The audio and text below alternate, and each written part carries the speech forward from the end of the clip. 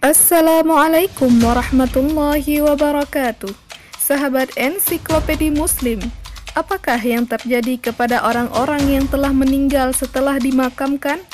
Dan apa pula yang terjadi ketika kita berziarah ke makam mereka serta mendoakannya? Dapatkan jawabannya dengan menonton video ini hingga akhir. Dalam kitab Ar-Ruh karya Syekh Ibnu Qayyim Al-Jauzi dijelaskan bahwa apa yang terjadi kepada orang tua ketika Anda berziarah ke makam mereka atau ketika Anda mendoakan mereka? Syekh Muhammad Asy-Syangqiti berkata, semoga Allah mengeluarga kita yang telah meninggal dunia dan kaum muslimin yang telah meninggal dunia. Aku tidak mampu menahan tangis melihat betapa perlunya ahli kubur kepada kita. Aku terkesan dan aku ingin semuanya mengetahui hal ini. Utsman bin Sawad, seorang ulama salaf, bercerita tentang ibunya, seorang wanita yang ahli ibadah. Ketika ibunya akan meninggal dunia, ia mengangkat pandangannya ke langit dan berkata, "Wahai tabunganku, wahai simpananku, wahai Tuhan yang selalu menjadi sandaranku dalam hidupku dan setelah kematianku.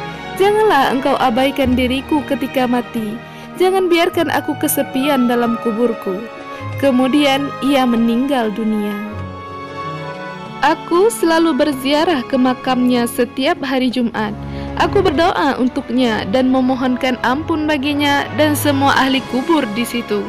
Pada suatu malam aku bermimpi berjumpa dengan ibuku. Aku berkata, "Wahai ibuku, bagaimana keadaanmu di sana?"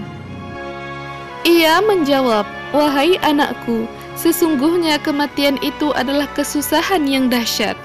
Aku alhamdulillah ada di alam barzakh yang terpuji. Ranjangnya harum dan bantalnya terdiri tenunan kain sutra." Aku berkata, "Apakah ibu ada keperluan kepadaku?" Ia menjawab kembali, "Iya, jangan kamu tinggalkan ziarah yang kamu lakukan kepada kami. Sungguh, aku sangat senang dengan kedatanganmu pada hari Jumat ketika berangkat dari keluargamu. Orang-orang akan berkata kepadaku, 'Ini anakmu sudah datang.' Lalu aku merasa senang dan juga orang mati yang ada di sekitarku juga senang." Bashar bin Ghalib, seorang ulama salaf pula berkata, "Aku bermimpi Rabi'ah Al-Adawiyah dalam tidurku. Aku memang selalu mendoakannya. Dalam mimpi itu, ia berkata kepadaku, 'Wahai Bashar, hadiah-hadiahmu selalu sampai kepada kami di atas piring dari cahaya, ditutupi dengan sapu tangan sutra.' Aku berkata, 'Bagaimana hal itu bisa terjadi?'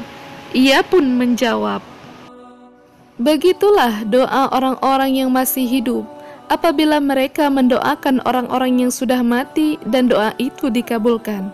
Maka doa itu diletakkan di atas piring dari cahaya dan ditutupi dengan sapu tangan sutra. Lalu hadiah itu diberikan kepada orang mati yang didoakan itu. Lalu dikatakan kepadanya, 'Terimalah, ini hadiah dari si fulan kepadamu.'" Allah Shallallahu Alaihi Wasallam pernah memerintahkan untuk mengumpulkan korban perang Badar dari kalangan kafir Quraisy. Rasulullah pun mengumpulkan dan melemparkannya ke dalam sebuah lubang bekas sumur. Kemudian Rasulullah memanggil nama mereka satu persatu. "Hai Fulan bin Fulan, apakah kalian mendapatkan apa yang dijanjikan Rabb kalian adalah benar?